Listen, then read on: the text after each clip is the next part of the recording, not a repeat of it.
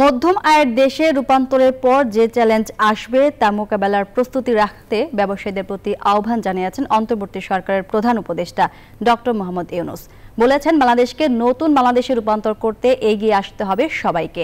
ঢাকায় এদেশের শীর্ষ ব্যবসায়ীদের সঙ্গে মতবিনিময়কালে একথা বলেন তিনি। দেশের ব্যবসা বাণিজ্য পরিস্থিতি নিয়ে আলোচনা করতে শীর্ষ ব্যবসায়ী সংগঠনগুলোর সঙ্গে প্রধান উপদেষ্টার এই মতবিনিময় সভা।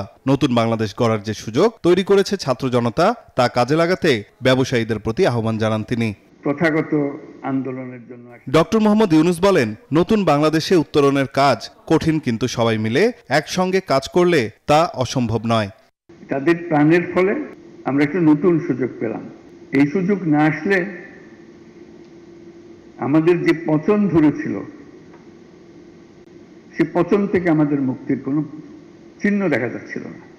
আর পতন নয়, আমরা সুস্থ জাতি হিসেবে, সবল জাতি হিসেবে দাঁড়াতে চাই। তোমার প্রাণের বিনিময়ে তুমি আমাদেরকে সুযোগ করে দিয়েছ, যে সুযোগ আমাদের কাছে ক্রমেই বন্ধ হয়ে আসছিল। সেই সুযোগ নিয়ে আমি তোমার স্বপ্ন বাস্তবায়ন করব।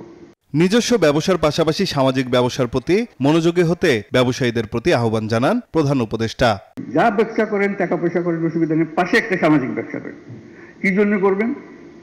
আপনার গ্রাম, আপনার থানা, আপনার উপজেলা, সেখানে মানুষের খাবার পানির যদি অভাব থাকে, আপনি একটা কাজ করবেন যাতে খাবার পানি মানুষে পায়, বিশুদ্ধ পানি পায়, চিকিৎসার সুযোগ পায়।